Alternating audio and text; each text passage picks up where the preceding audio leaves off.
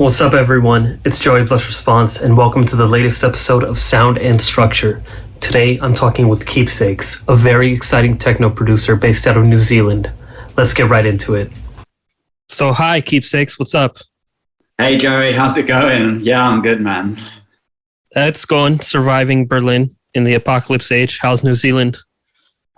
We literally just went into lockdown at midnight yesterday. They found a 58-year-old man up in Auckland who had COVID. And now today, I think they found about 10 other people that have it in and around Auckland. They're doing a hard lockdown now. They've only found like 10 people that have it, but the policy here is they shut everything down if they find anything in the community, and wait until they've got it all sorted. The dream story of New Zealand being the place with no COVID right now is strictly not true, but it's only a short lockdown. It will last 3 days through most of the country, and then Auckland and the Coromandel will be maybe a week, but it could go on for longer. I think it will be maybe like a week or two until things like bars and clubs and stuff are open. Wow, do they know how it got in the country again?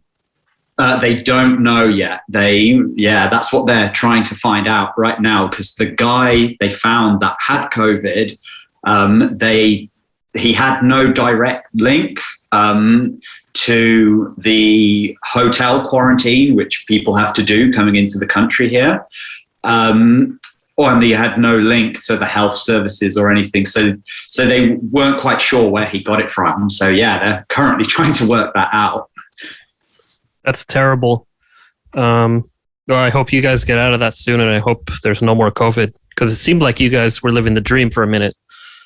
Yeah, we were. I mean, I've spent the past sort of month or so, I did a little tour, take my first gigs in a long time. All no COVID restrictions, whatever. Like, we were able to party, like no masks, no social distancing. It was normal partying, really. It was quite surreal, to be honest. It's found its way in, but I'm pretty confident in the government here. They're kind of doing the right thing, and we'll get out of this as quickly as possible, I think. So let's talk about music. In 2020, you released an EP, and you've been working on a lot of new stuff. Yes, that's true. Tell me about Pure Out Politics and how you made it, and what was going on in your mind when you had that great title. Well, I mean, I think the great title is kind of self-explanatory, really. Usually when I title my music, I'm not trying to be too obvious with the point I'm making, or, everyone always compliments me on my track titles, and even myself, I say that's probably the best bit about my output is my track title a lot of the time. That one, just looking around at the general political situation of the world, and how far it's sunk, and how it's just sort of descended into this sort of farcical, borderline childish display. Just sort of a reaction towards that, I suppose, in how it was titled. I also actually have a master's degree in politics. So it's something that, I kind of can't help but pay attention to as well. Wow. I didn't know you had a master's degree. See, I would actually probably read your Facebook post if you posted complaining about politics, because I don't read anyone else's. All right. Yeah. No, that's what I was doing before I went full time. So in 2018, I went sort of full time doing music. But before that, I'd been studying at the university in Auckland and working a little bit there as well. Those were kind of the two things I had going on at the same time. At some point, I had to go, okay, which one am I gonna sort of let go here so I can go further into something else? And it's the politics that got let go. I had to pursue the music. If you hadn't pursued the music, what would you have done with your politics degree? Yeah, that's a good question, to be honest with you. I'd probably have gone for my PhD. I think what interested me the most was going into doing sort of academic research, doing my own research or helping other people out with their research projects. So yeah, I think I probably would have gone into academia, which, to be honest, is also quite an insecure area, almost as insecure as music. So yeah, I've really set myself up in life for money and having secure living. But hey, it's fun at least. Yeah, I mean, there's definitely no security these days, but that's part of the struggle. Suffer for your art. Let's talk about the production side. Sorry. Yes, of course. What are you using? Software or hardware? What's your approach? Give me a rundown. So until sort of a couple of years ago, I was pretty much exclusively in the box, using Ableton and a lot of their kind of stock plugins, really, alongside sort of a few chosen VSTs to get the sound that I work on. For years, basically the only VST I was really using was Silent One, actually. All of that early stuff, so the stuff from about 2014 to maybe 2016, 17, that was mostly Silent One. Very simple synth, but of course you can get a lot out of it, especially with doing some After Effects as well. And then, yeah, I expanded, like I used the Rob Papen stuff a lot. I really love Blue 2, and I still use that a lot these days. And then like Predator from Rob Papen's amazing. The Sub Boom Bass is really cool as well. They all kind of operate in a fairly similar way with different focuses. I really love that line of synths. And yeah, as I was saying, up until recently, I actually made big use of the stock Ableton effects, like the distortion and overdrive that I'd get was purely Ableton overdrive and Ableton saturator. But recently, I use like the Devaster for my distortion a lot. The whole D16 group, all really nice plugins that I like a lot. And then, yeah, just trying to think, is there anything else that really I was using heavily in the box?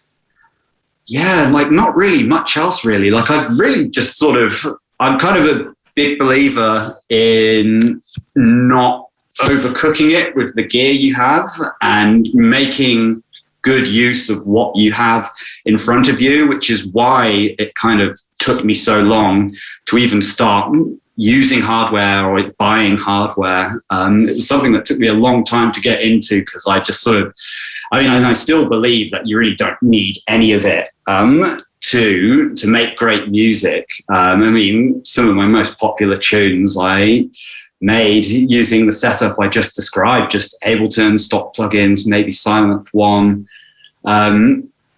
So yeah, I've generally used quite a minimal setup, and I've had to go back to that right now because I'm waiting for all my hardware to come over from Germany still. So right now my studio consists of my monitors and a sound card, and that's about it. But yeah, as I was saying, I've recently been using a lot more hardware from around sort of 2017, 2018. I got into a lot more hardware. I bought an MPC Live, which is super nice, mostly just for triggering samples. And then I also have a big Allen and Heath mixing desk, the ZR16 or whatever it is, just so I can and then I use that to sort of individually channel out sort of each of my drums from the MPC, and I can record into that some drums that I want to use. And then I use it for sequencing. I've only actually got 2 hardware synthesizers. I've got a Dave Smith Prophet 12, which is super nice. It's really amazing. I find it not as great for kind of like those like squelchy sort of monosynth acidy lines, because the filter doesn't really scream in the way that you need it to, or in the way that I want it to really kind of give it that like nice sort of, when you're like riding the filter and you got the resonance real high and you're getting all the poles of the resonance and getting that really nice sound through that. But what kind of makes up for that is I got the, what's that? Shit, I can't remember its name. It's the Novation Peak. Novation Peak's the one. Yeah, and that I think kind of like scratches that itch of it. Well, I mean, it does everything, right? But it's definitely got sort of like a slightly nicer filter, I find, for those kind of really squelchy, acidy sort of synth lines that I use quite a lot as well. So yeah, that's kind of what I'm working with right now, sort of the MPC Live, and then the Prophet 12 and the Novation Peak, when I actually have it with me as well. Yeah. Where's your stuff? Where's my stuff? It's on the port in Rotterdam, waiting to even get shipped over here. Yeah, it's taking quite a while. I mean, freight and shipping, as I'm sure everyone who's ordered anything off the internet recently knows, it's pretty fucked with that at the moment. And yeah, I'm waiting basically for my stuff to go into a container bound for New Zealand, and that's taking an incredibly long time to happen. Wow. So yeah, no, I'm exclusively just in the box on a laptop right now anyway. Well, that's cool. We covered a lot of territory with everything you just said, so I want to kind of backtrack a bit so we can respond here. Rob Papen, great stuff. I think he's really underrated. As far as I see, maybe I'm not totally aware, but he doesn't seem like he gets the hype of something like, Native Instruments or something, but his instruments are extremely well designed. So that's cool that you're using him, because I don't hear about him often. Yeah, no, it's a surprising thing. Like, it's kind of, I guess, yeah, Native Instruments is sort of like the big one where everyone uses those plugins, and they're amazing as well. And I have used them, just not as much as the Rob Papen stuff. I just think I'm not really sure what it is about it. It just sort of speaks to my workflow in a way. And yeah, the sounds I can get out of it, I'm generally always satisfied with. Yeah, I think just like the oscillators they've got in there, I find really nice. Like, they've got the whole sort of like Bluetooth has those spectral oscillators, which are just quite different from your standard regular oscillators, and I really love them. Yeah, just the way you can build up sounds in it, like it's pretty good for FM too. Yeah, but totally an underrated VST maker. Not someone I really know much about personally. I just love his VSTs. I think as far as I know, he's Dutch, and he was in some sort of like synth, like wave type of group in the 80s maybe, and then later went on to do like dance music. I'm not totally sure on that. I got to look it up to confirm. Okay. But then he was a sound designer, preset designer for like Waldorf and stuff, and then he went off on his own. Ah, okay. Makes sense.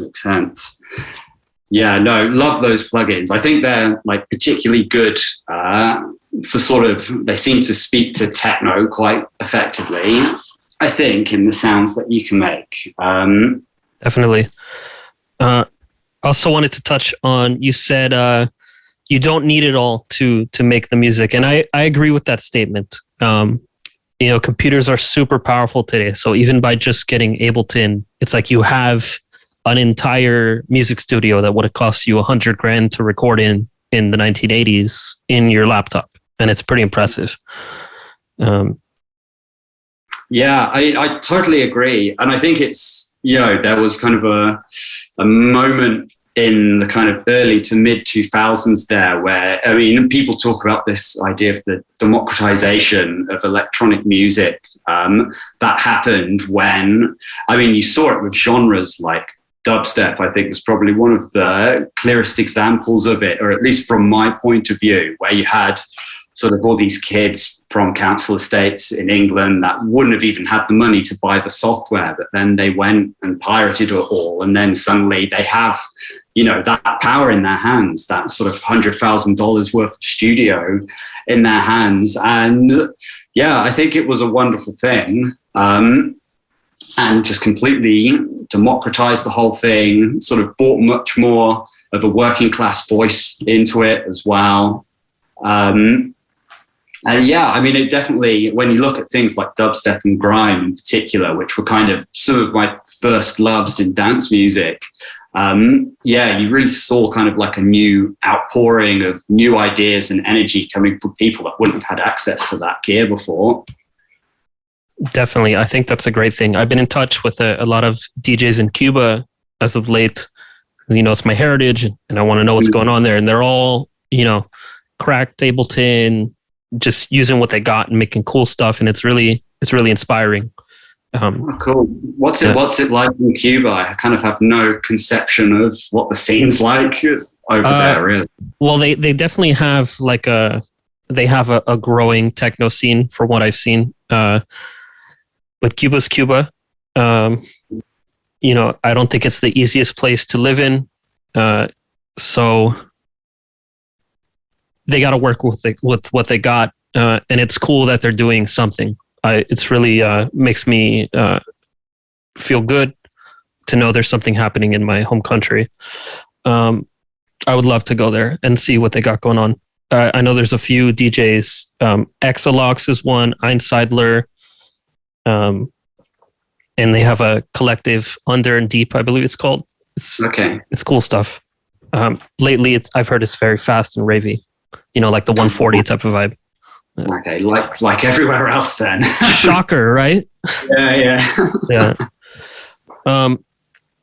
So dubstep and grime were your first loves. Let's talk about your earliest influences in music. Like, what's the first things you ever listened to, the most embarrassing things, and where did it go from there? Let's see. I mean, to be honest, I had like a very musical household growing up. Like my dad sort of exposed me to a full range of music. Like he was an ex-punk rocker during the 70s and 80s.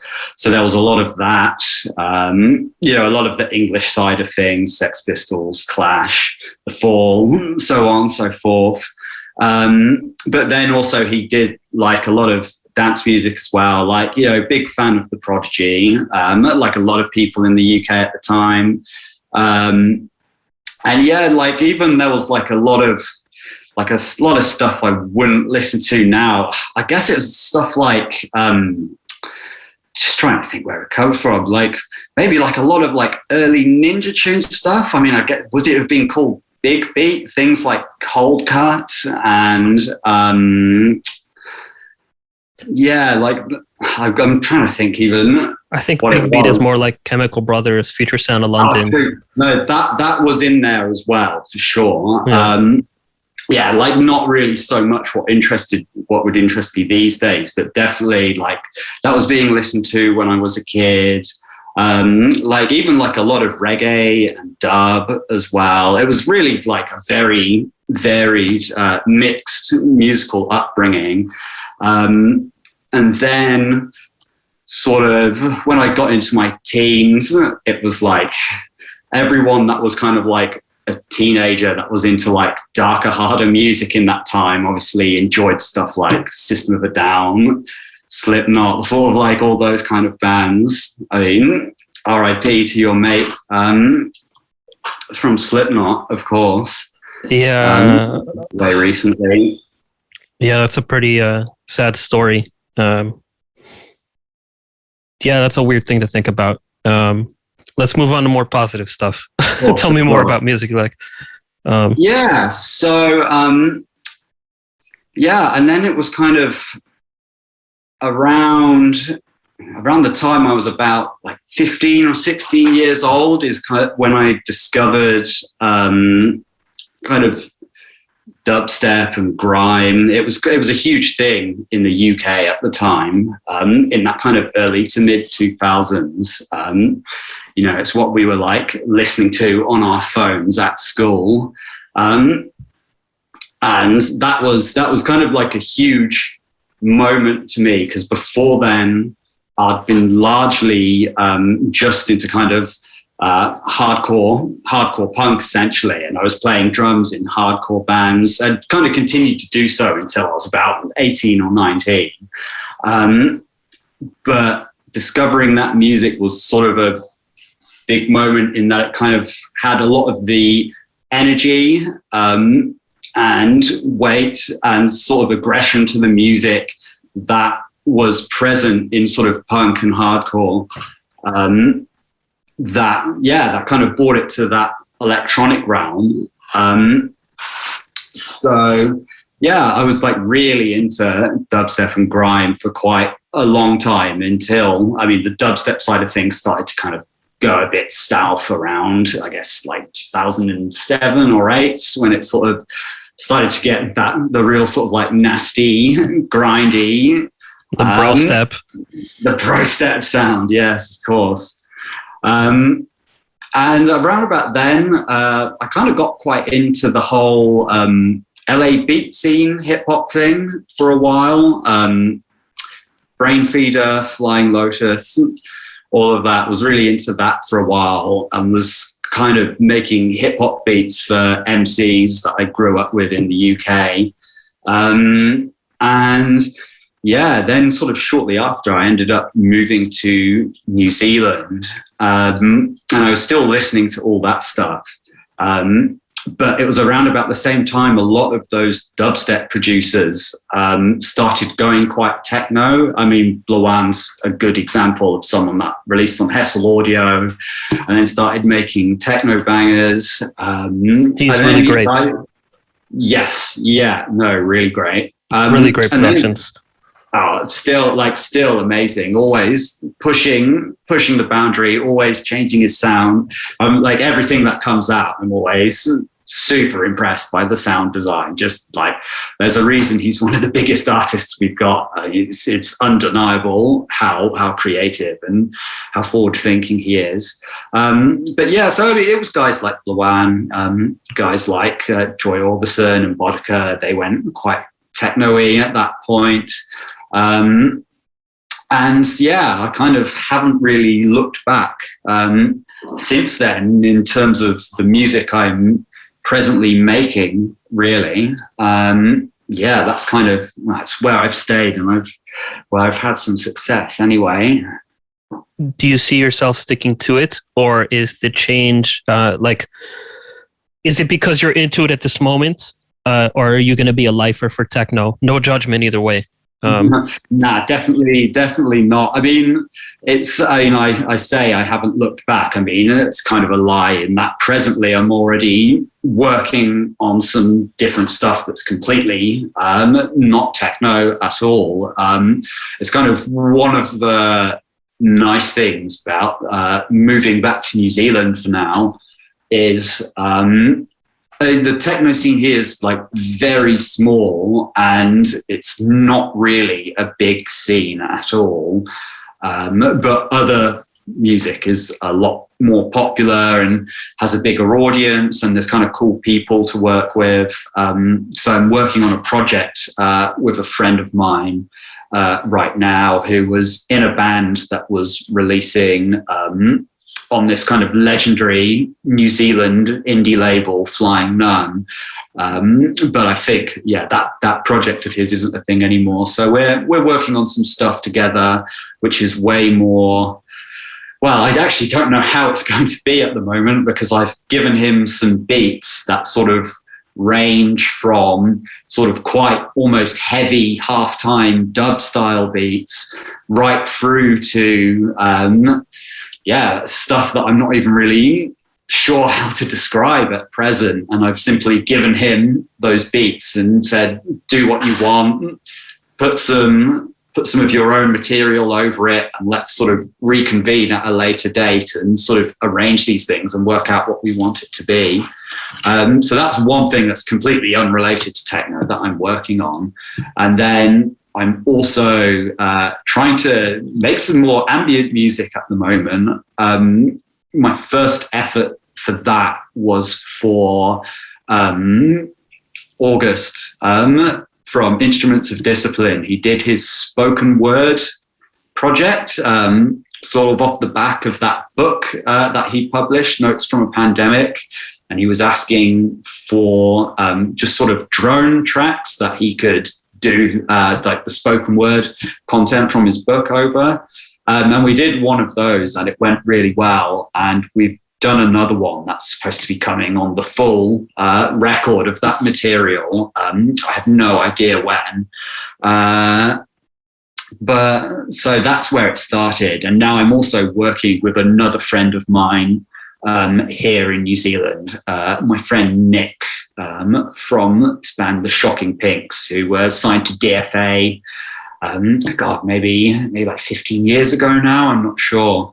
But he's been doing some ambient stuff. And yeah, I'm trying to kind of like get my feet in as many areas that are as non-techno as possible right now, sort of, just trying to try out as much stuff as I possibly can. Maybe trying to like enter areas where I don't necessarily have to rely on a gigging circuit for my income all the time as well is one of the things that sort of is present for me there right now as well. I feel that it's good to diversify. I've been trying to do that a lot. I've done way too many remixes this year and other sound design shit. I'm doing presets for a new VST right now. Oh, wow. Which I'll be doing after we get off this call. So it's a lot of work. It's actually kept me from making so much music lately, which is frustrating, but it's work. And you seem to do quite well off the Patreon as well. I noticed you get about $400 a month through that? I think it's $470 now. That's great. I mean, it must be nice knowing that you've got at least some things like somewhat guaranteed every month, especially in the situation we're living through. I think Patreon is a really great thing, and I recommend it to anyone. Like, it's been such a there's like a security in that, like you just said, but there's also, it just makes you feel good. It's like, wow, I really have support.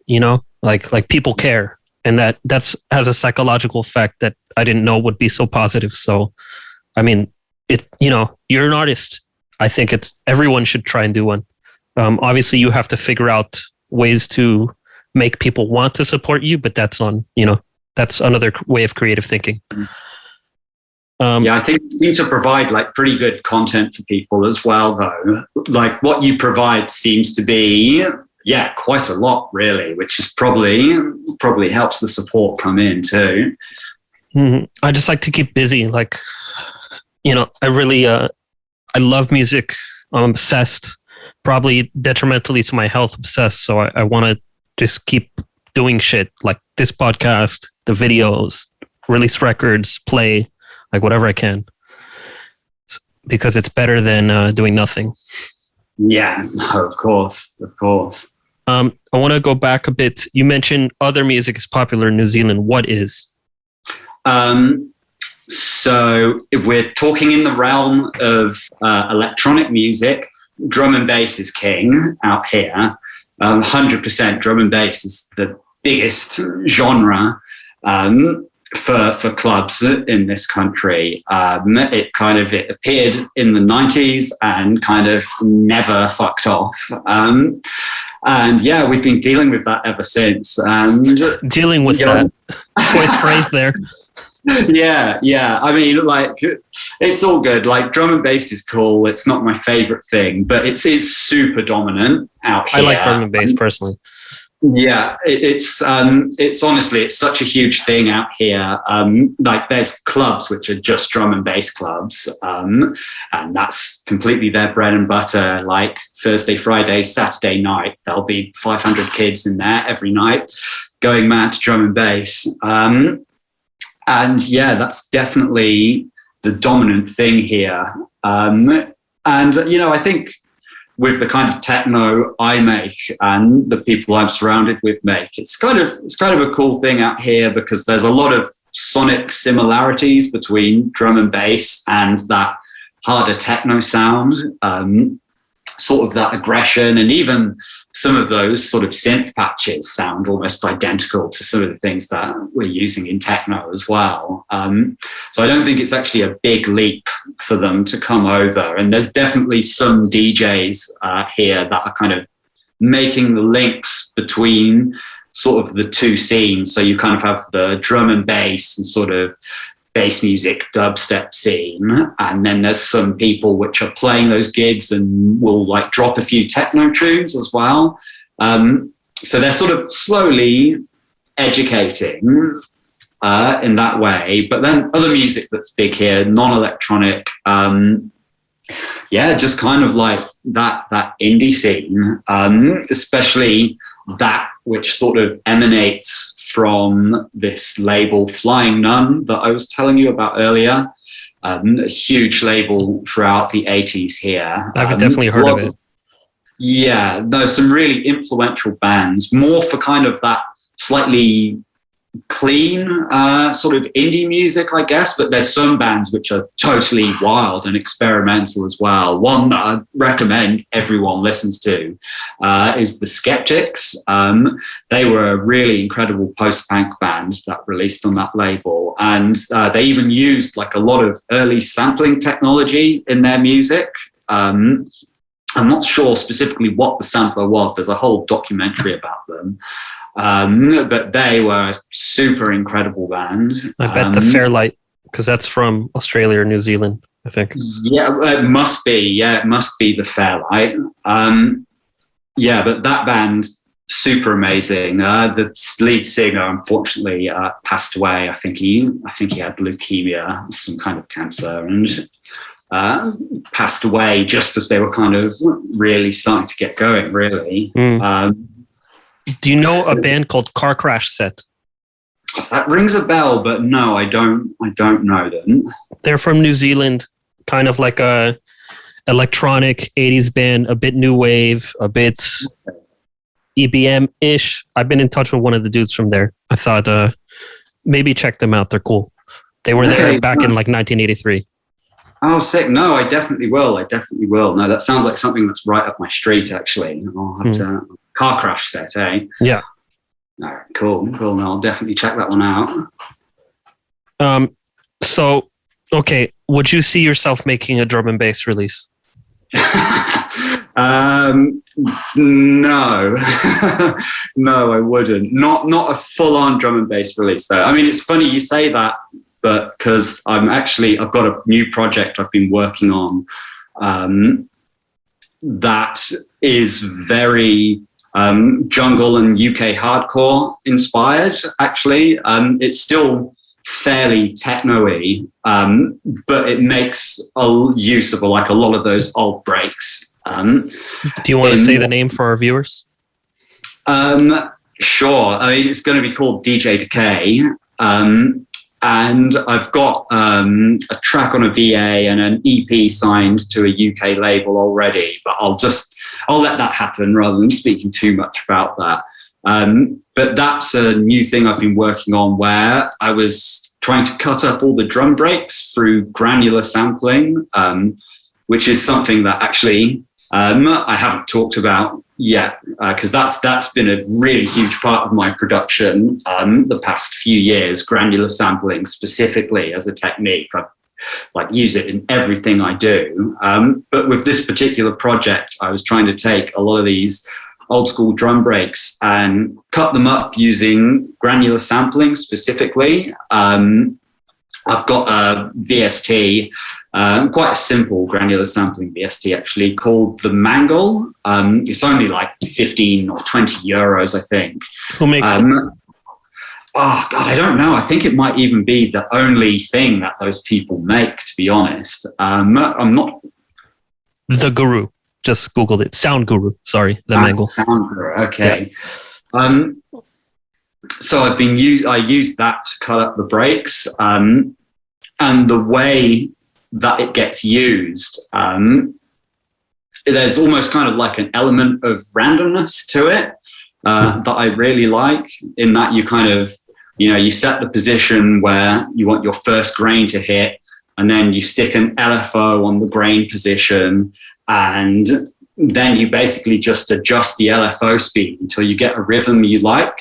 And that kind of like sort of controlled randomness is something that's also often played quite an important part in my productions, but particularly with the whole granular sampling thing. I really love using it. And I mean, the inputs that you put into it are super important. But then that randomness side to it, where you're just not entirely sure what rhythm or will come out, especially on the rhythm side, actually. That's something I play with a lot, and has used a lot in this Decay project with these old breaks and stuff. And a lot of them came out sort of sounding, of course, nothing like their original breaks, and had completely different, quite wild rhythms to it, really. I found it took quite a lot of work to actually bring it to a point that it was controllable and didn't sound like a complete mess. But when you do, I mean, there was some tracks that I did that sounded like that kind of Brazilian carnival drumming sort of thing, actually, and it had quite a cool effect. That's something I've been playing around a lot with recently, and sort of everything I do. That's dope. I got to check that one out. I also love granular. Do you have Reactor? No, I don't. Okay. There's this great ensemble for Reactor. It's actually free, by Richard Devine. It came out ages ago, like maybe 10, 15 years ago, called Dev Sound Grain Cube. And basically, it's 4 granular samplers that kind of interplay between each other, and it just like generates new textures constantly, looping and fucking with them. So I'll load all of my own samples, like from sample packs or whatever, in there, and it just creates crazy new sounds. Like you could leave it playing for 3 hours and you'll never hear the same thing twice. It's really good to resample that and make new textures. Yeah. No, as soon as you started describing it, I was like, taking that, resampling it, using it for new textures and effects and stuff like that. No, that sounds real cool. I mean, it's definitely something like, Reactor. I know so many people that swear by it. But again, it's just my usual thing where I like to not sort of complicate things with too many different VSTs or synths and stuff. I kind of, I like to really get to know what I have, rather than sort of trying out new things all the time, possibly to my detriment, to be honest. But I like to master what I have, to be honest. I think that's a very solid approach. Like, obviously I'm sitting in a room full of gear, but I always get the best results from stuff that I've been using for a long time, because, when you buy a new piece of gear, like the first 10 tracks you make with it are like doing the most kind of obvious sounds, really. And then it takes a while to really get deep and, get like drain the juice of uniqueness of like the sound only this thing can make, And I think when you know a tool, you're just going to get better results. You'll be faster, you'll get more interesting stuff because you're pushing it further, So I think that's a very solid approach. It's like with the Prophet 12, actually. It took me quite a long time to kind of like really get my teeth into it. I mean, the other thing about me is my formal training was in politics rather than music. So I'm largely self-taught. So it can take me sometimes a little bit longer than someone who's got sort of more of a background in this to sort of like work my way around something. But with the Prophet 12, when you really get your teeth into it and your teeth into the modulation, it can be completely wild. I mean, it's the only synth I've come across that has tunable feedback. It's a super fun thing to play around with, and it gives me textures I can't get out of basically anything else. Yeah, Dave Smith is a genius. I mean, he invented MIDI. Enough said there. And I love his synths. I used to have the Polyevolver. I really hurts me that I sold that because now, they're impossible to find. But the Prophet 12 is like the next evolution and also incredible. And the tune feedback thing is, he makes a module of it I've been thinking of getting for a long time, but it's like... Oh, does he? Yeah. Yeah. He has the Prophet 12 filter, the character section, and the feedback all as individual modules. Oh, wow. Okay. Yeah. Yeah, no, I mean, like that, the character section is great as well. I mean, it just allows you to really give textures to your patches, like in quite an easy way. Actually, that's what I really liked about the Prophet 12 as well, is there's sort of like no sense of menu diving. Like everything is like very much like you touch something, it appears on the LED in front of you, and you can control sort of everything in that particular section of the instrument. It's something I really liked. It's something that I find really difficult about Electron, for instance. It seems to be quite menu divey a lot of the time, whereas I like something that's quite tactile, and I can just sort of get hands-on with it straight away. I mean, Electron is...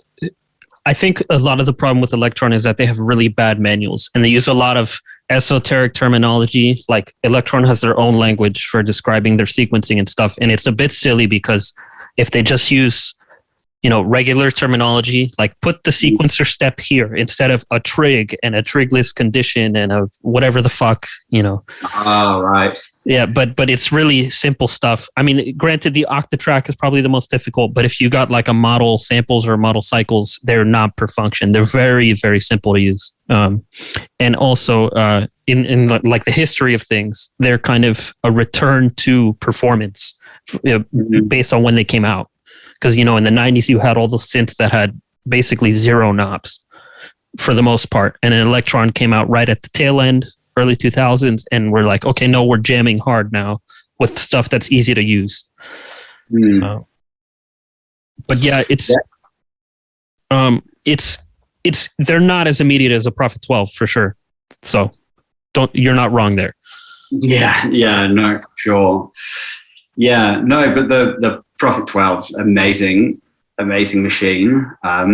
That's something that I won't be getting rid of anytime soon. It's sort of, it's become like quite essential to how I work now, or at least, I'm working without it right now, but generally most of the music that people are going to hear coming out over the next year or so, pretty much all of the synths were done between the Prophet 12 and the Novation Peak across everything. How do you like the Peak?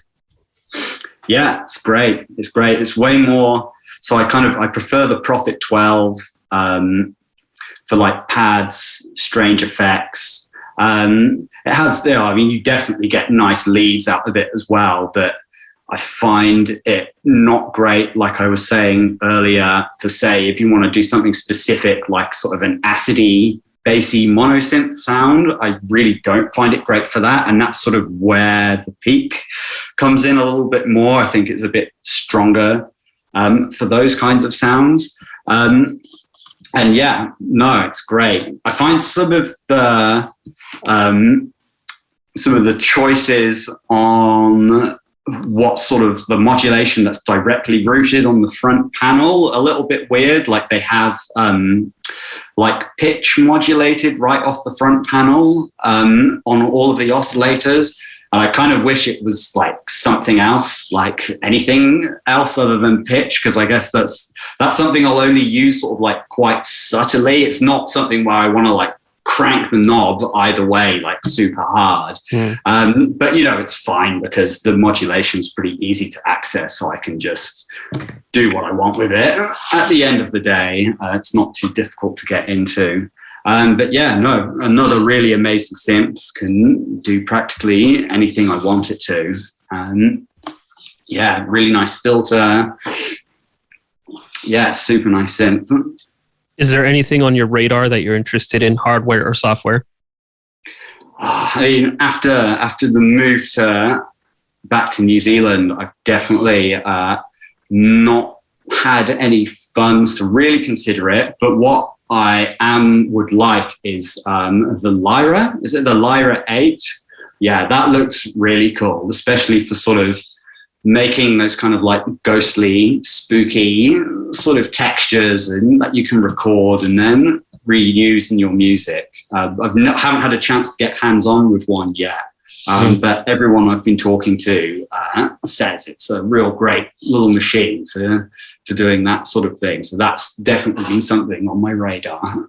It's fucking awesome. I've got VSK's white one right there. Been borrowing it for a while. And it's all over my new album that I just sent you, Reconstitution. Okay. No, I had a quick listen to that actually. So is it stuff like those kind of like spooky textures and like those kind of spooky pad sounds as well? Is that what's kind of coming out of that? It's really really prevalent on the first track. You'll hear kind of these like, I don't know, animals in the jungle. That's it. It's the best way I could describe it. It's got craziness to it. And it's just like like when we're talking about performative, like, okay, you have a 90s synth with one extreme. Lyra is the complete opposite extreme where there is only performance, you know, there's no automation. And it's really primitive in a sense, but it brings out, it's just very satisfying to play. Like, it's almost like you don't have to record it. You just want to sit there and play with it for a while because it's fun to play with. It's the best way I could describe it. Yeah, I'm pretty sure that's what Surgeon's using on a lot of his like ambient and drone stuff at the moment. Definitely on his Anthony Child stuff. Yeah. Yes. Yeah. No, he mentioned that he's sort of like without clubs recently, he'd kind of gone more to sort of working on some ambient stuff, and mentioned that he was largely just playing around on the Lyra at the moment. Yeah, I mean, it's like from a purely like not making record standpoint, but from a purely like meditative, like I just want to make some sound. It's one of the best and purest tools because it's a direct connection between you and the instrument, and it's really, I find it really soothing in a way, even though it's like the most extreme noise, you know, it's just like you sit there, you touch it, it has a certain feel, and it really, I don't know, it's a good experience in that sense. Oh, that's cool. I mean, that's sort of one of the wonderful things about getting really absorbed in making music at the end of the day is when it does sort of become slightly meditative. I mean, I find patching the Prophet or the Novation almost similar in a way, maybe not in the same sense as with the Lyra, but yeah, just sort of sitting there patching synths actually can be quite meditative sometimes, just sort of purely focusing on that like quality of the sound. It's one of my favorite things about working on music actually, where you just sort of shut out everything else from your mind, because I've got a super overactive, like anxious head that's always like shouting about like certain things that I don't need to worry about at me. And that's sort of one of the few times I can get out of that headspace and just purely focus on one thing, is sort of doing sound design. I'm with you on that. I mean, the Lyra is a unique experience, but any synth that's got a good, you know, you have a good connection with can provide the same like level of connection where you're lost in it. And that's also to me part of why I do music. It's like, it helps me survive. Yeah. You know, I get very, I have ADHD, for example. So I have a lot of weirdness going on, and it helps me zone out, much like you just described. So, yeah, no, it's definitely, I think it's probably for most musicians, it's one of these things that it's partially why they do it, is because it helps sort of ease some frazzled mental state up there somehow. I think Nietzsche said that without music, life will be pointless, and he's totally right in my case. Yeah, 100%. I can't disagree with that. I can't even imagine what I would do with my life if I had never discovered my love for making music. Like, I guess I would just hang myself. Yeah, no, it'd be certainly more dull world, probably a more conservative world without it. That's for sure. Yeah. There was something I wanted to touch on. So, okay, you're working on different music in New Zealand. Is that music going to come out as Keepsakes, or will it be another alias like DJ Decay? Yeah, it'll be a completely different alias for sure. Yeah, a completely new. I mean, it might even be a kind of band. I'm not really sure what form it's going to take. As I said earlier, I've sort of approached this by just presenting some musicians here that I respect a lot, friends of mine, and I've given them some really solid beats. Some of them I've given them an 8-bar loop. Some of them I've given them more of a sort of a 5-minute track that maybe needs a few extra elements to complete it. And I've given it to them and gone, here you go, do whatever you want over it. And it's quite nice actually, because I have almost no anticipation of what it's going to end up like. Especially the more the stuff that I'm doing with my friends who's sort of more from the band world, not the ambient stuff. He's like, his main squeeze musically is sort of like all that 80s industrial music. Massive fan of Coil, for instance. Sounds like my type of guy. Yeah, no, Henry's sort of quite an important person in Christchurch's musical community, to be honest with you. He's sort of born and bred here, moved to Serbia for a few years, and now has come back. And yeah, no, he's a real force to be reckoned with down here. Has a cool band, Leather Image, that is sort of like very distorted, sort of experimental, industrial stuff. I'll check them out. Yeah, I'm not sure if there's really any recordings up yet. I mean, I've seen them play and it was completely ear-splitting, which was enjoyable. Dope. Yeah, it was just quite a funny gig actually, because there was like the band on before him was like totally this like crap like dad rock band that like played the worst fucking set I've seen in a long time, and then they came on and just split everyone's eardrums to pieces with like this crazy, I don't even really know how to describe it. I don't know, in the one moment of silence, there was this woman at the back of the venue that was just like, you little bastard. And then whatever she said after just got completely cut out by like more distortion. It was awesome. So good. Yeah, those are the kind of like beautiful musical moments that I really love, where there's like some people which are like loving it, but then there's some people which are just like, this is hurting my ears. How does it stop? Oh, man. That's so great. I love moments like that. I remember I went to see a band in New York, a noise band called Opponents, and they had like 20 synths on stage, and I was like, dope, this is going to be like a total freak out here, you know? And the first second of their set starts and the dude just hits the loudest like white noise blast you've ever heard in your life on one of the synths, and everyone walked out of the room except for one Asian dude in the corner who must have been straight out of the like Japanese scene. Like if you had a stereotypical image in your head, and I was like, yeah, that guy knows what's up, you know? Like he's here for the noise. Oh, that's so amazing. Yeah. I mean, I've been really like listening, kind of going over like my love of like a lot of old 80s industrial bands as well, and I've been watching like a lot of old White House performances on the internet, which has been quite funny as well, because at some gigs like they're totally confrontational with the audience and you can tell they just don't get it, and you know they're like really like having a go at each other. But then other gigs, there's like people that totally get it, but they're still kind of being quite confrontational with them. Like I've never seen an audience affectionately throw bottles at a band before, but like that's the band that it happens with. Oh yeah.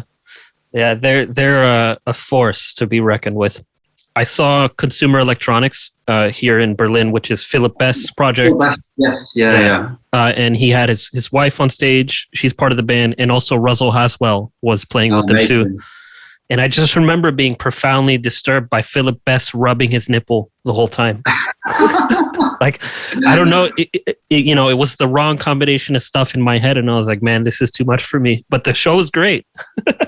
No, it's great, but I love it because I love that. I mean, I quite like the whole confrontational thing as well. Yeah. It's something that we almost don't. I feel like we don't have enough of it in music in general these days. I mean, part of it's to do with the fact that a lot of stuff isn't really shocking anymore, and it's difficult to kind of to really like surprise people with something. And I think people definitely shy away from the confrontation as well, especially through the turbulent sort of political times we're living in. It's perhaps more of a risky endeavor that it used to be.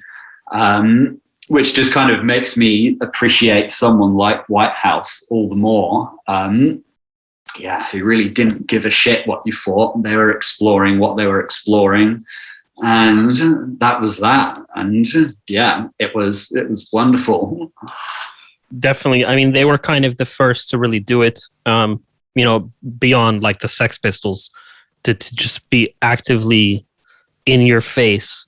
And also Throbbing Gristle, but Whitehouse were beyond extreme. And I think, like you said, it's kind of been done today. Like we already had Marilyn Manson, and Lady Gaga, and it's hard to, it's not that creative anymore to be so confrontational. I don't know.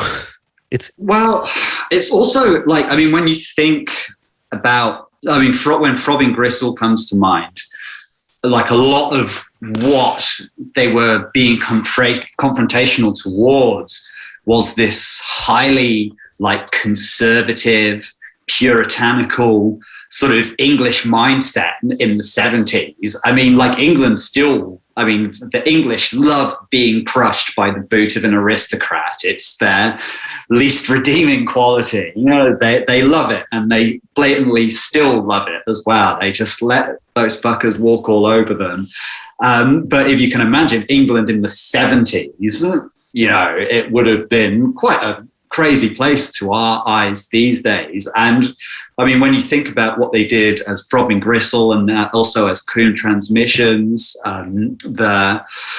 it was the one gallery show they did, I think they called it Prostitution, comes to mind, where they had, there was a lot of like tampons and menstrual blood in that, in that exhibition. And I think what they were being confrontational towards was this kind of quite limiting sort of this kind of repressive mindset and culture that was dominant there at the time. And I think when you look at a lot of culture these days, a lot of what would be confrontational to a musical audience, to a musical engaged audience these days, would be sort of more repressive in a way. It would be sort of more authoritarian. Like generally music, and especially something like techno, it's like very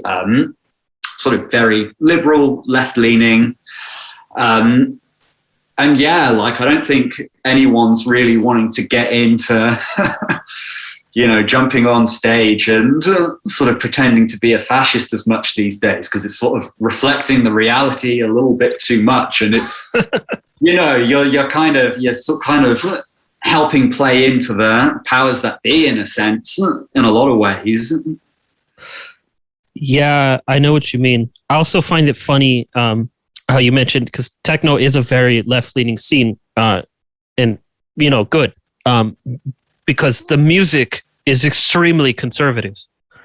Mm-hmm. There's so many rules on what is and what isn't techno, and you can't do X or Y because then it's not techno. So it's funny to see the dissonance there. Yeah. No, I mean, and I think I think that perspective that you just brought up is actually it's quite a European centric perspective in a way, especially like a Berlin centric thing, because I absolutely agree that there is a certain conservatism to what's considered acceptable in the wider European scene. I do think when you get to the UK, it can open up a little bit more depending on the party. But with somewhere like Berlin, for instance, a lot of people come to visit the place. A lot of people move to the place with an idea of engaging with the techno scene there. And they have this image of, it's 4/4. It's got some, right now, what's hot is some sounds that are like very like 90s revisionist, a lot of the trancey sounds, a lot of like old hardcore sounds and stuff. And yeah, if you don't provide that, you're sort of not playing into the experience that they themselves are buying into. But it's something that actually here in New Zealand, because the techno scene is so small, there's kind of like a bit of a like tech house kind of like crap techno scene here. But in terms of like the more experimental and harder stuff, it's grown a lot in the past couple of years, but it's still very, very small. And everyone that's involved is coming at it from a completely different angle, and will play quite wildly different sets as well. And it's quite a nice thing about being based here is that people have less of a preconceived notion on what going to a techno party means and what you'll hear. So yeah, I think that idea of techno being sort of sonically conservative, it really depends where you are geographically in a lot of ways. I'm only speaking to my experience. That's really cool that New Zealand is like that. I would love that because I feel like music should be more free. My favorite stuff ever is not even really techno. I like industrial, like IDM. Like the champions for me are Autechre, Skinny Puppy, Coil. And all of those are 3 bands that just did whatever the fuck they wanted to this day, provided who's still alive. And like, for example, for me, I experienced a lot of resistance to doing anything slightly outside the realm of techno with record labels that I was working with. I constantly was told my music is too weird, too hard. They're not going to sign it. Trying to micromanage details within the tracks to make me change the sound to fit their idea of a club track. And it was like, I'm out of here. That's why I started my label, actually, because I just did not want to deal with that. It was too much. Like, there was one label that I sent 48 tracks to over a 6-month period to try and sign a 4-track EP, and we couldn't come to an agreement. So I was like, all right, we're done here. Yeah, no, that's a lot. I totally agree that music should generally be more free. And I think it's where the most worthwhile music generally comes from. You mentioned Coil. It's been mentioned a couple of times in this conversation. And that's a group that, just provide endless inspiration for me. Since I've got back, I've had Scatology and Horse Rotivator just like on repeat constantly, essentially. You can tell they were doing exactly what they wanted to do, and being combined with the fact they were really sort of living their art in a way that not many people, I think, are sort of capable of doing. It's endlessly inspiring. And I think with what I do, I definitely try to look towards more that kind of attitude for inspiration. And I necessarily try to sort of look somewhere for sonic inspiration, just sort of, that letting go and letting whatever it has, whatever you've got sort of flow out of you in a free way rather than trying to control that too much. Yeah. At the end of the day, like, you got to do what excites you. Yeah. So for me, I can't stick to one thing for too long. So that's my problem, I guess, or gift or curse. I'm not sure. Back to Coil. I recommend you check out some of the later stuff. Like there's such a range because they have like 100 releases. I think one you might really dig if you don't know it already is Live 2. Okay, no, I haven't heard. I mean, there's so much to get into with Coil. It's endless. But no, I mean, I do like some of their later stuff as well. I mean, the two Music to Play in the Dark records are incredible as well. Yeah, undeniably amazing. And also, like, I'm really fascinated in bands that are like Coil that really lived what they were doing. And I mean, those two records were, intended to play at night, were made at night, nocturnal living. And yeah, I mean, what came out of that was some pretty incredible stuff, really. I think that's one thing that's special about them is that they're really the total package. Like, you have the music, which is at an elevated level, then you have the presentation, you have their image, their kind of like shamanistic psychedelia weirdness vibe that they have going on. Did you check out the book that was just put out? The Universe is a Haunted House. Oh, no, I haven't heard of that. It's a really cool book, and it's like a collection of their private letters, art concepts they had. It's a really it's one of those things that I can open up and instantly feel inspired to make new music because everything is on such a high level. You see like concepts for their album covers that didn't come out, letters they wrote to the publishing company or between each other, lyric sheets, whatever. It's really special. Oh, wow. No, I'll actually definitely have to check that out. Probably quickly as well, because any books that relate to that 80s industrial scene, like, sell out and then never get printed again so quickly. There's one particular book I've been after, England's Hidden Reverse, which is about all of that, especially those that were like very involved with the occult coming out of England at that time, which is just... it's impossible to get. Like you if you want to get it, you have to spend like hundreds and hundreds just to get that one book. It's a great book. I've got one, but there's a new edition being printed that's expanded. You should look into that. Oh, there is. Yeah. That's great. That's great to know, actually. Yeah, I forget the exact details of the expansion, but I know, for example, Stephen Stapleton, Nurse Wound, who's another fucking genius, was unsatisfied with his presentation in that book because I guess when the author went to meet him, he was sick that day and he didn't really give his best in the interview or whatever. So I'm hoping there's more Stapleton and more about everything because the book was a great read. Checked out the new edition. Yeah, no, I'll have to. Actually, I watched a Steve Stapleton interview the other day where he was showing some guy around his house made just out of recycled stuff. Brainwashed.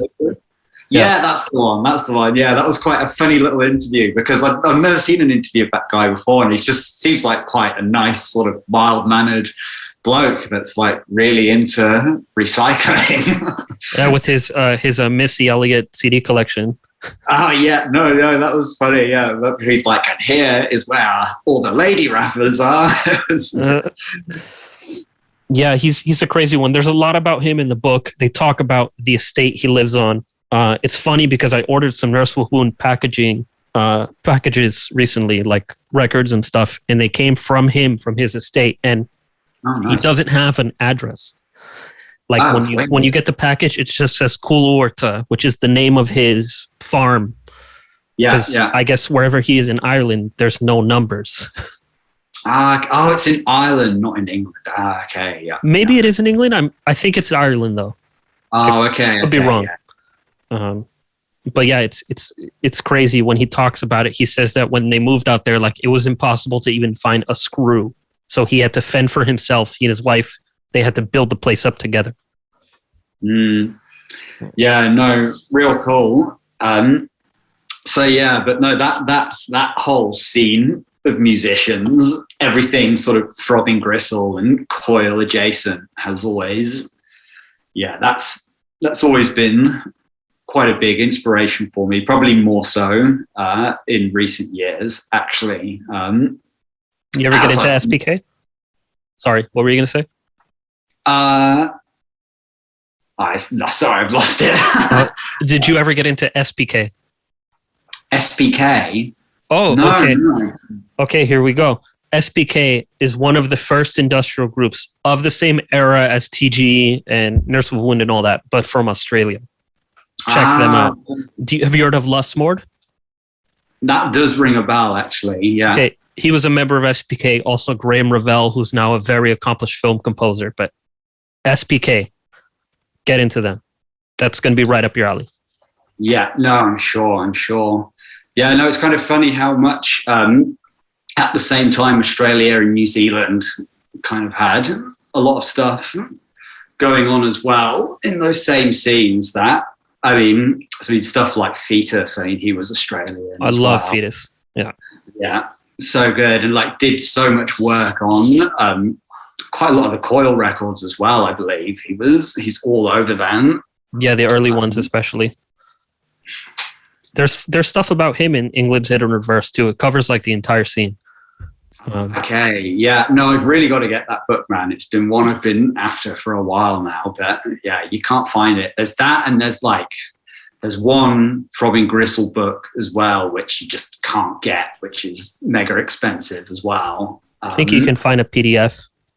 Actually, that one, I actually think you can find a PDF of England's Hidden Reverse, but the Throbbing Gristle one, there's like, absolutely, you just can't find that shit anywhere. I've tried, and you just can't find it. I'll see what I find. There's a third book, the Industrial Culture Handbook, I believe it's called. Okay. That one, let me look it up real quick. That one is of the era, as far as I remember. Okay. And yeah, it covers everyone like TG, Cabaret Voltaire, SPK, Monte Cazaza, Zev. No, okay, it's not of the era. It came out a bit later, but it's a really good one. I found a PDF of that. It's got good info. Ah, nice. Yeah, no, I'll have to check that one out as well.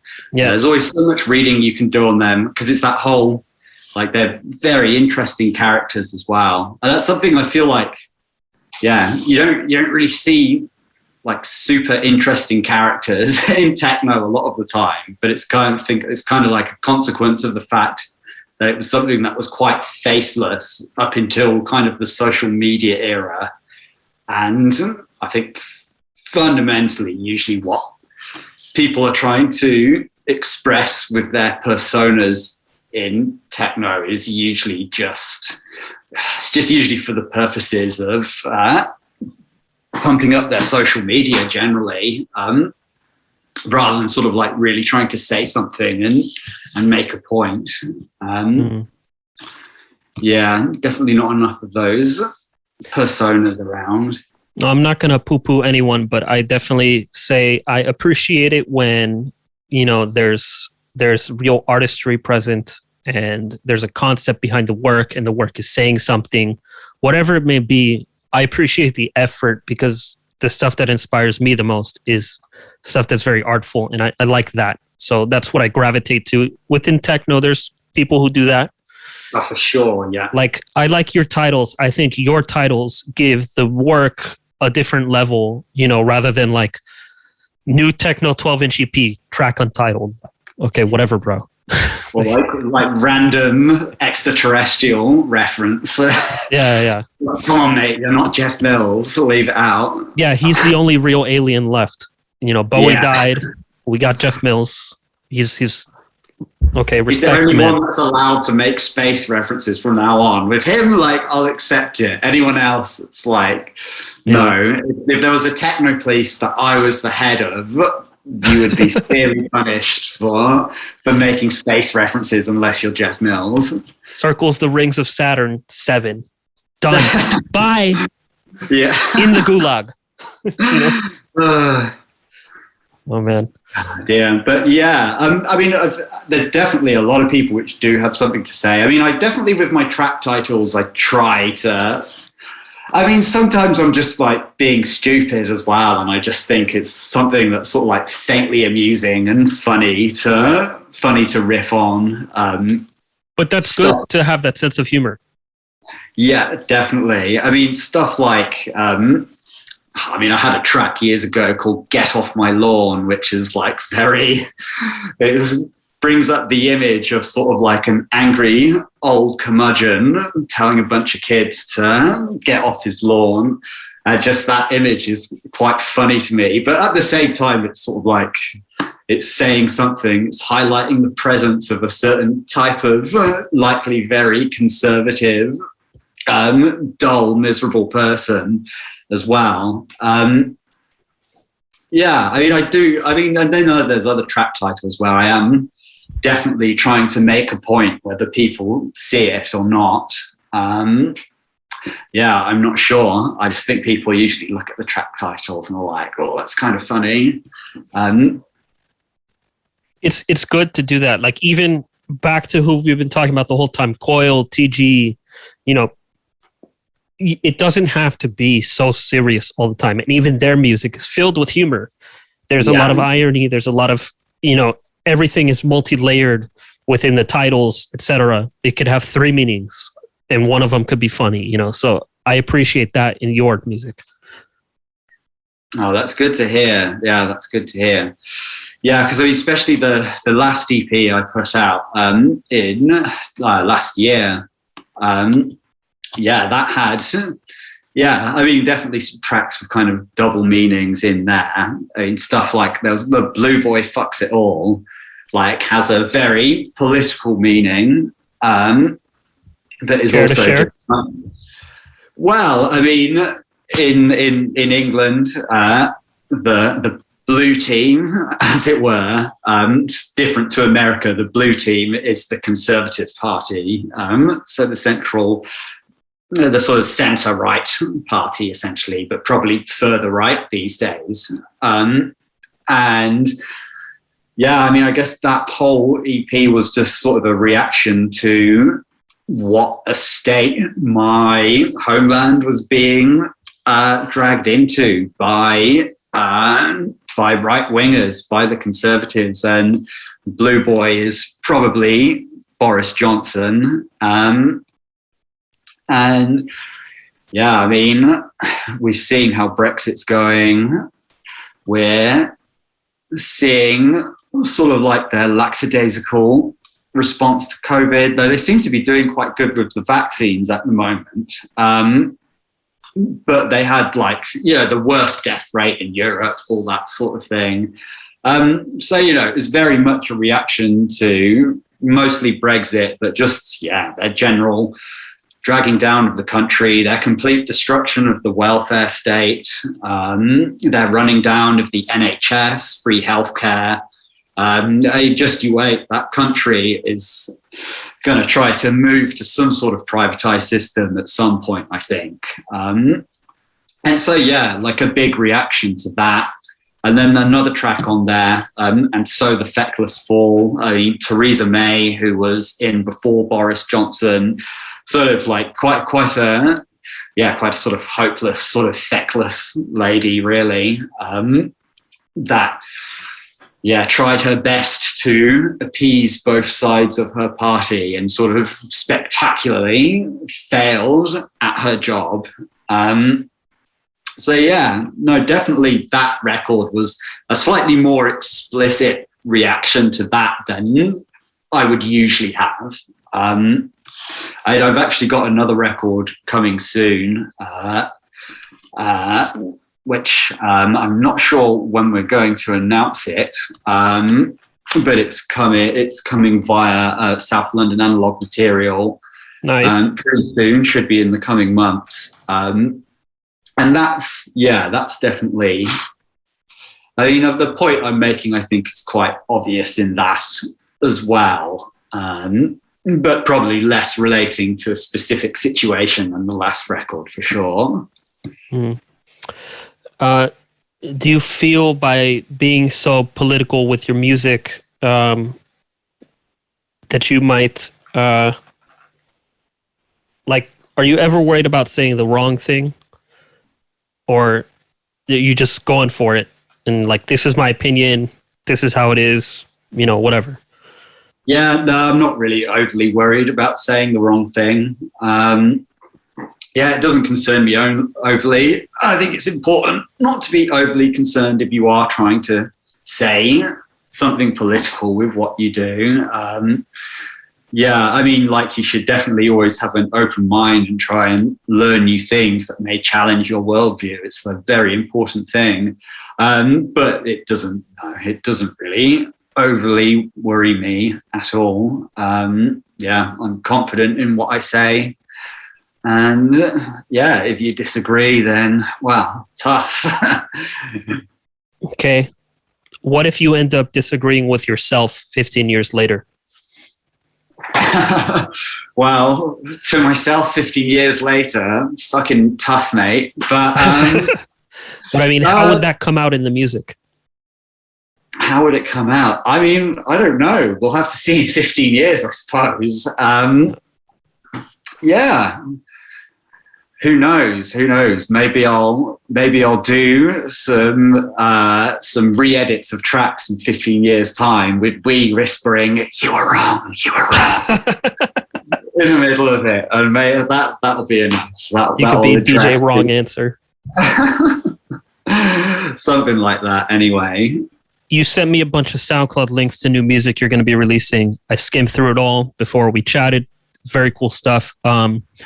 What sort of production techniques inspire you right now? What are you looking to explore? Well, I mean, one thing that I've already talked about heavily, the granular sampling. It's just endless inspiration. I mean, especially for several elements of my tracks, like especially percussion. I use it so heavily to make a lot of the drum loops I'm using. Like, I'll sort of take recordings of construction sites, kind of could be movie sound clips of like effects of, like, you know, things like gunshots or movement, like car doors closing, all that kind of, those sort of typical percussive elements. And I'll feed them through the granular sampler, heap a bunch of effects on top to make it sound big.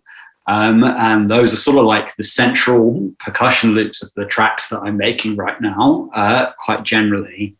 So that's still something I use so much, granular sampling. Even the first track that people would have heard me using granular sampling for vocals, I did a track on Perk Tracks last year. Just as a little digital extra to a VA he was putting out. He heard the track super last minute and wanted to add it. So I was like, I mean, I can't really turn down Perk. So I had to go and do that. He's one of the greats. Oh, absolutely. No, it was an honor to work with him. So there was absolutely no way I'd say no to that. But the vocals in that track was basically like a grime vocal, like a grime a cappella, put through the granular sampler, sort of like spits out something where it kind of sounds like it's saying something, but not actually. It's these kind of like rhythmic little vocal hits. That's something I use a ton in pretty much all my tracks as well. So yeah, definitely. Granular sampling is central to everything I do right now. In terms of what I'm working on, cute. She came here demanding attention. I don't know if you could hear her meowing. No, I couldn't. Oh man, that cat would fucking make. I love cats, but I'm completely allergic to them. I'd love to get one, but I just run the risk of making my own life hell if I actually get one. Oh, that's a shame. Yeah, no, it is a bit of a shame. But anyway, Bulma is the other one named after a Dragon Ball Z character as well. Yeah, she's on the windowsill there. That's Chi-Chi. Okay. Funny. I love Dragon Ball. But yeah, other techniques. I mean, those tracks that I sent you. I mean, a lot of it is about using the two hardware synthesizers as well, the Prophet and the Novation. Yeah, I mean, as I said, like I kind of like work with what I know and sort of like slowly expand into new areas generally, and just always trying to like up the sound quality of what I'm doing as well. If you listen to my productions when I sort of like first became known, they sound quite rough and ready compared to what I'm doing now. I've definitely managed to clean it up a bit. What are your favorite mixing tools? Well, one thing that changed things considerably for me and definitely helped thicken up my mixes quite a lot, and it was a tip from Kieran actually. I started having like return channels with Kieran does it differently, but I just have like several return channels with Devasters on, and I just use that to like thicken up each frequency range in my track. Like I'll have a low, a high, and a mid one, and just like send everything in the track to varying different degrees to them, just to help provide like an extra layer of thickness to my mix. And that's like really helped me get things sounding so much more powerful, in my opinion. I've also been spending a lot more time, kind of the typical thing, but trying to like spend a lot more time building my kick drums as well. And I'm always kind of like taking the old kick drums I've built, and then I'll bounce it out, and then I'll put it back into a drum rack again, and then I'll start layering new sounds on that resampled kick drum again. So kind of always building on that with all the percussion sounds I use. Actually, always that kind of resampling, adding new layers to it. That's something I try to do quite a lot. It kind of makes the sounds that you're using more you as much as possible anyway. I like that recycling aspect. I do that a lot as well. Like the same kick through 10 years, processed 50 different ways. It's unrecognizable by the end, but it's still the same kick. No, that's what I'm going through right now. It's amazing how much longevity sort of one good kick sound can have. I mean, 808 909 is the perfect example. Totally. It's a very good example of that. But yeah, other mixing tools. I mean, as I said, I'm largely, when in terms of like mix down and getting things sounding tight, beyond using like the Devastator, I mean, it's mostly stock Ableton stuff, to be honest with you, man. Like, yeah, you can get an awful lot out of that. So I lean on that really heavily, grouping things, having those send return channels. That's sort of like all I'm really using to sort of get to where I'm getting, basically. I mean, yeah, it shows the strength of Ableton. Like the built-in plugins are so great. I rarely use much else for mixing, especially compression. I use their compressors all the time. So I feel that. What's the craziest thing you've ever seen on tour? Oh, man. Let's see. Yeah, I mean, definitely it was quite jarring when I played in Russia to see like kids completely wasted on whatever research chemicals they were sniffing. Crocodile. Yeah. Oh man, yeah, it was more that fucking that MCAT stuff is what seemed to be going around there. I don't know what that is. Oh man, that's a story and a half. That is a research chemical, which is basically it's basically just a twist away from MDMA, and you could buy it on the internet for like £2 a gram. in the UK when I was growing up, and they sold it online as plant food until tons of kids started doing it and they banned it. But yeah, like that, I saw that for the first time in a long time in Russia when I went there. And yeah, definitely seeing all those kids wasted on that, getting like tattoos at the back of the venue, like on their necks and hands and stuff, like super visible places as well. It's just like, wow, Russia's a different kind of place. Sounds a bit like America. Oh yeah. I remember at a Scar the Martyr gig somewhere in, like Arkansas or something, there was a girl hanging backstage with us who had been on meth, and she was doing backflips like in the backstage. Just oh yeah. Yeah, it was a very interesting sight, to say the least. Yeah, I mean, I just couldn't believe these kids were getting like life-changing tattoos on their like necks and faces and stuff whilst they were completely wasted at a rave. And then the promoter sort of like nudged me and Kieran and was like, "So, do you want to get a tattoo?" We were like, "No, we're all right, thanks, mate. We'll leave it for today." So you didn't get them? Fuck no way. Sure? You can tell me. No, very sure, very sure. Oh man.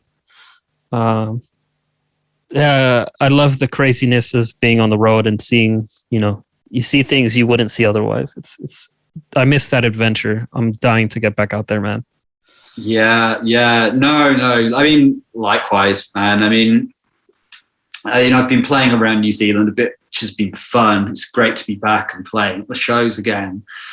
But yeah, it's just impossible to plan anything right now in terms of tours overseas. I mean, I was supposed to play in Australia next month, but that's definitely not happening because they're all locked down again over there right now too. We've postponed to November, but I still have my doubts. Yeah, no, I'm pretty keen to get rolling myself again. It's definitely fun. It's not a bad way to spend your days anyway. Definitely not. Best job in the world, in my opinion. I think we covered all my questions here. So is there anything you'd like to say or announce? Yeah. Let me think. Yeah. So next, wait, when is this going out? In a week or two.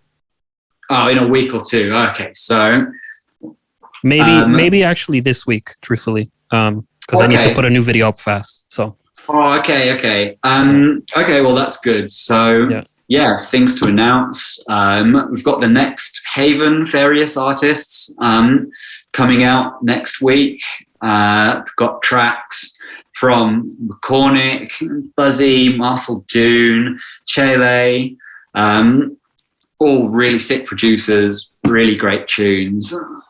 Super proud to be working with them. Can't wait to get this record out. Coming out next week, 27th of August. Make sure you check that out. Very soon, we briefly touched on it earlier, I'm going to have an EP on South London Analog Material coming. I'm not sure exactly when. I think we've more or less got it ready on the vinyl side. There's just some extra merch that we're sorting to go along with it at the moment. That should be coming in the next couple of months, I hope.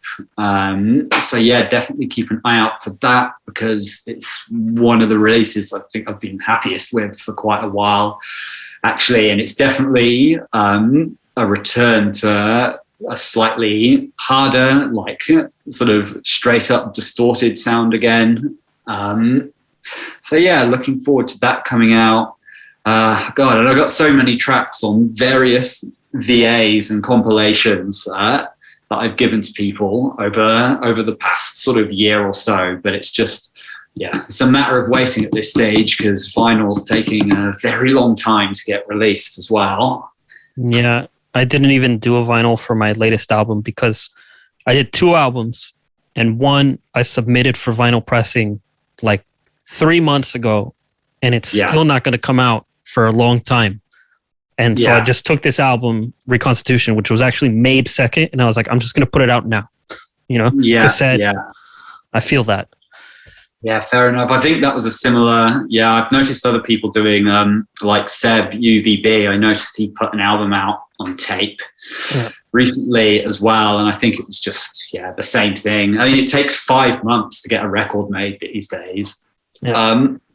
COVID's not helping, of course. It's added an extra couple of months onto it all. But yeah, it's a bit of a piss take how long actually getting vinyl done. I mean, I'm planning like early next year, even into mid next year on the label right now. Yeah, it's a bit annoying, makes it difficult to sort of like have any spontaneity whatsoever. But that's been a thing for a while, really. It's getting worse. Yeah, I mean, we're going to have to, I think everyone is going to have to analyze a bit, like, is it important to have a vinyl record in your hand, or is it important to have music out? What's the bigger statement as an artist? And there's I think a lot of alternative ways to promote things. Like, you're spending 1,500 euros pressing a vinyl record, but would it be smarter to spend 1,500 euros on PR or, things like this? So, yeah. No. I mean, I definitely don't disagree with that. Like from an artistic perspective, I mean, I'm mostly playing records when I play these days. Okay. Yeah, so for me, like I'm like quite big into like that vinyl record shop culture. It's like really essential to how I play, and it's sort of I mean, it's like always Christmas when the next test pressing comes along, So yeah, for me, like I kind of love that whole process of it, and I'm holding this piece of wax with music on that like no one else has. Like there's still a magical quality to it for me there. I mean, I definitely agree. It's the most satisfying format, Yes. Yeah. No, it is cool. It's like it's the kind of coolest musical relic or like format in that sense for I still love it, and I'm still pushing it as hard as I can. I almost thought about starting another label to release like more wild and experimental stuff that maybe did only do tape and digital. But yeah, I mean, I'm so busy with other stuff at the moment, I just don't have the time to get that going. But yeah, with Haven, we've definitely pigeonholed ourselves into vinyl every release, and I mean, I'm happy to stick with that label as well, because I feel like everything we've done with it so far has been like pretty perfect in my eyes, so I'm quite happy to just keep rolling with what we've been doing, because it's working really. I think you're doing a good job, so keep that up. I'm always flying by the seat of my pants, just throwing shit at the wall and seeing what sticks in terms of release, formatting, whatever. Maybe to my detriment, but that's how I like to do things. Did you see that video about vinyl and the toxic gas it produces? I am aware of the environmental concerns. No, this is not an environmental concern. Okay. There's this guy, Ben Jordan. He has a video about vinyl, and apparently when a vinyl record is in your hand, exposed to oxygen, and that could be flipping through the records, it doesn't even have to be played. It does a process called degassing, where it literally is releasing carcinogenic gas into your face in real time, 24/7, as long as it's exposed to oxygen.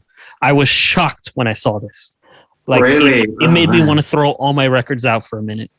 So did they say like how like toxic and carcinogenic it is? Is it? I'll send you a link to the video. He just does an experiment where he like puts an air quality meter and he plays a record, and the meter starts beeping like shortly after. Then he's blown away. Then he just starts flipping through the records with the meter, and the meter starts beeping within like 5 seconds, like unsafe air, do not breathe this. And I was like, whoa. And every record is this way. Oh no. Well, I mean, I'm already like a masochist for dealing with playing records in clubs and feedback and all of that. So yeah, I guess I'm going to add to the masochism by poisoning myself now. Well, I already have been. Yeah, it was a shocker. I mean, this guy Ben Jordan, he's a accomplished producer himself in IDM, so he's not just anybody, you know. And for him, it was like a revelation, like that he is not going to press any more vinyl records. I don't know about that in my case, but it was definitely an eye opener, you know. Yeah, wow. Well, I'm going to see that and rethink everything I'm doing. I'm sure. Yeah. So I think that's all, man. Thank you. This was really cool. No, thanks for the chat, Joey. I'm really glad to come on. Yeah, it's been a cool series, so it's cool to come on and be part of it. Peace out. Thank you. Hope you enjoyed that. I really dig Keepsakes' attitude and his sense of humor, and I think it shows through in his music. He makes great stuff and it's fun to listen to. If you want to know who's coming up next on the podcast, you can do that by subscribing to my Patreon. Don't forget to smash like here. Peace out.